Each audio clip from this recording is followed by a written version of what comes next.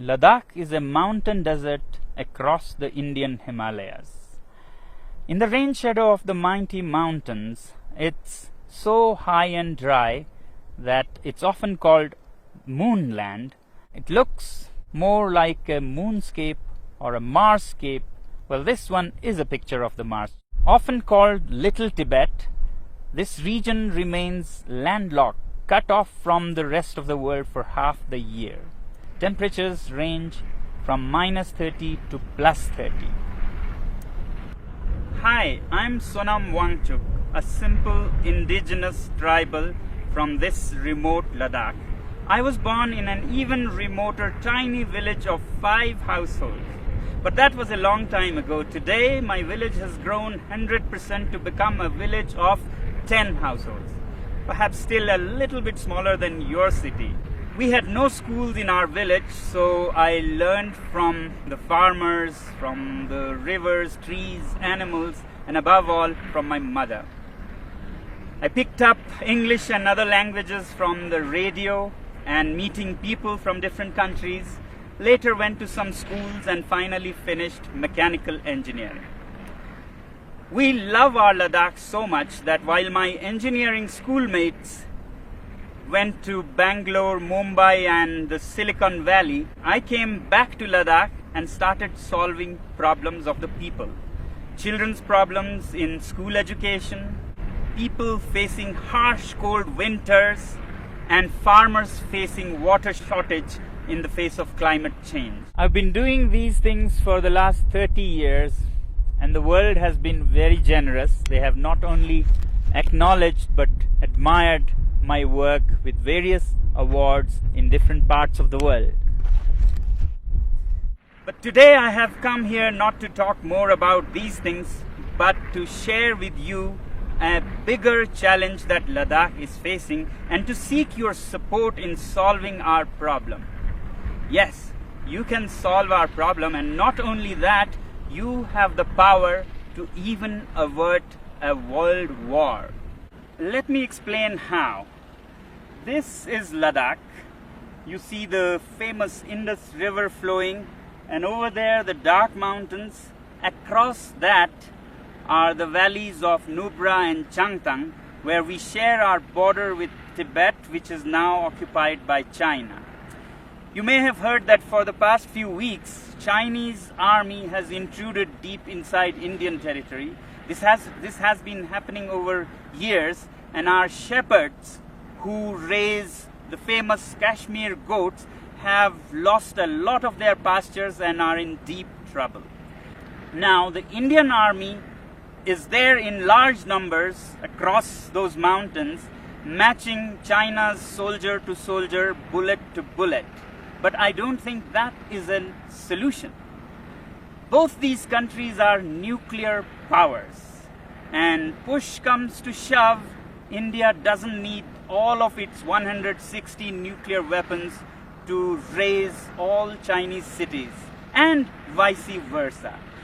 And that could soon escalate into a full-fledged world war, World War III. Therefore, I have come to seek your support in solving this. You, my friends, have the wallet power, which in this case can even diffuse a bullet war between different countries.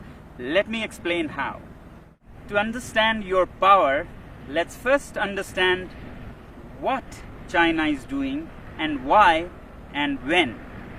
Although China claims that Indian soldiers intruded into its territory, it could not be a coincidence that at the same time, in the months of April and May, Vietnamese decide to bother China. Taiwan and the US Navy also decide to bother China. And the timing is important. This is the time when the whole world is dealing with the pandemic. Who would even think of border disputes? But one country has serious reasons to do that, and that is China. China, being a totalitarian regime, fears not so much the bullet power of India or the US. What it fears most is its own people. the 1.4 billion people that work like bonded laborers without many rights and enrich this regime, when they are angry, there's a situation for an uprising, a revolt. And today, after the COVID pandemic, people in China are furious with their government for how they handled the pandemic. Chinese businesses are shut, factories are shut, unemployment reaches 20%. And it's time for an uprising. And that's when China picks up fights with several of its neighbors to divert the attention of angry citizens from the economy to nationalism.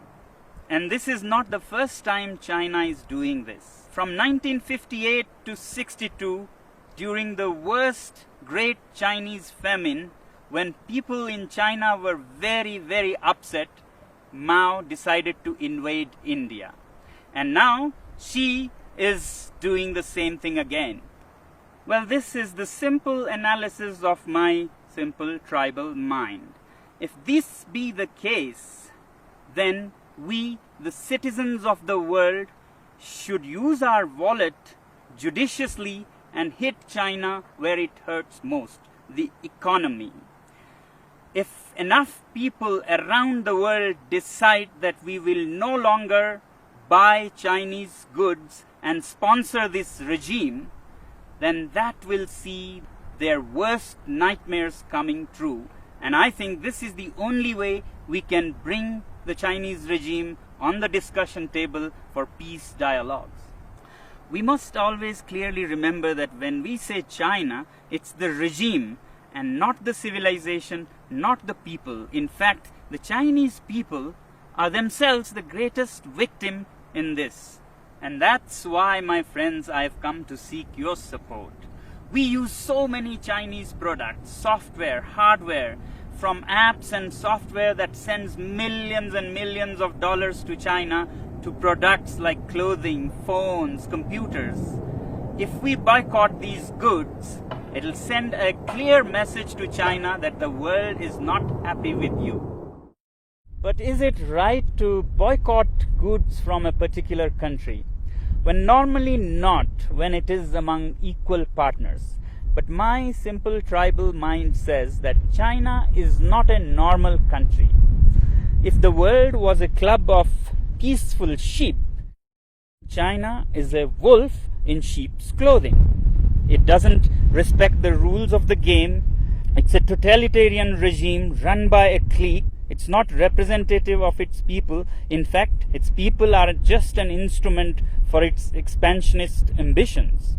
It doesn't respect international customs or bodies like the WHO, and we saw because of its behavior how the COVID spread so much and caused so much suffering. Yet, we, the people of the world, also have double standards. We overlook everything and just want trade with it. In 1947, China gobbled up Inner Mongolia. We were silent. We wanted trade. Later, Tibet, with its 6 million Tibetan Buddhists, were annexed. We were silent. We wanted trade. And then Xinjiang, with its 10 million Uyghur Muslims, were gobbled up. We were silent. We wanted trade. In fact, 60% of today's China is occupied territory. But we overlook that because we want trade. But the biggest victims of this regime are the 1.4 billion Chinese. They work like bonded laborers, have hardly any rights, and if they raise their voice, they disappear. China has already blocked and banned Twitter, Google, Facebook, and keeps its people from all the information of the free world. And now with the Belt and Roads Initiative, China is laying a debt trap around the world. Already, countries like Sri Lanka have lost their land as they couldn't pay the debts. Pakistan is soon becoming a colony of this kind. In Africa, Djibouti has already lost its land for China. Countries like Tonga have debts that amount to 44% of its GDP. After Asia and Africa, they're soon arriving in Europe, where assets are being built all over Central Asia and Europe with loans from Chinese companies and contracts given to Chinese companies with very high rates, and when you can't repay the loans, you lose your land. To my simple tribal mind, these belts and roads are the veins to suck the blood of the world, to send finished Chinese goods and to suck resources and money from around the world. But we overlook all these facts because we are addicted to cheap Chinese goods. We must also find out, why are these goods cheap in the first place? Can we ethically make cheap goods like this? Well, they are cheap because the labor is low paid, labor laws are hardly there, and natural resources are plundered like there is no tomorrow. State subsidizes utilities to artificially lower their prices, and they manipulate currencies in their favor. So it's time that we, citizens of the world, take our wallets into our hands and say we have personal economic sanctions on this regime. And yet in the free world, we have the double standards to say that if our own country has environmental and human rights restrictions, we move our factories to China. Well, aren't Chinese people human beings with human rights? Isn't nature in China a part of this planet? Now, some people would ask, is it practical? How can we manage without Chinese goods? And what are the alternatives? Well, if we are determined and give enough time to businesses and industry, things will adapt themselves. So that's why I say boycott made in China, software in a week, hardware in a year. So your software apps like TikTok, Hello that you have on your mobile phones, you can immediately uninstall and uninstall in millions so that China gets a message. As for hardware like phones, computers, clothing, we take a year and slowly choose products sourced out of the free world. And my simple tribal analysis says that if you give time and clear determination, then businesses will adapt. A new ecosystem will develop where there'll be enough goods to cater to people who don't want to buy Chinese goods. Just like vegan people or Jain community, they don't eat certain things, they don't go hungry. Businesses adapt and they get what they want with time. As for replacements and alternatives to Chinese goods, I really don't think that we need an alternative for everything. We have been buried under cheap Chinese goods. We have made our houses into museums cluttered with cheap things that we don't even need. Why do we need 10 pairs of shoes? Why can't we do with 3 pairs of shoes made very nicely by local craftsmen? Why do we let these goods pollute our rivers, lakes? Can we learn to live simpler? These lockdowns have actually taught us that we can be happy with much less. So can we also think out of this box and talk about a simpler life with local products? If you want to learn more about how to live happily with simpler lives, please look up our movement, ilivesimply.org. You may not agree with me, but if we keep appeasing China because of our addiction to trade with it and overlook everything else, my simple tribal mind says that we might even be repeating history. How in the late 1930s, the British government led by Chamberlain kept appeasing Hitler and giving in to its demands, finally led to the Second World War. If we continue on the same path, we might either be leading the world to a third world war or a world dominated and colonized by China. Let me help you understand further what our addiction to trade with China can land us into. Here's a story of the great Indian monkey trap. Man puts a sweet bait into the pitcher and then ties this pitcher to a tree with a very small opening. And the monkey comes, puts his hand into the pitcher, grabs the sweet. As it closes its fist to grab this bait, the opening is so small that a closed fist cannot come out of its mouth. But the monkey does not understand that all it has to do is let go of its little booty to free itself from slavery. It struggles and struggles to get its hand out, but doesn't open its fist and let go of the bait. Continues for all night, and in the morning the shrewd hunters come and catch it, all because of its attachment to its booty.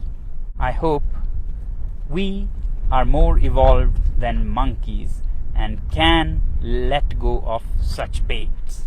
Well, this is all that the last citizen from the remotest part of the planet can say. The choice is yours.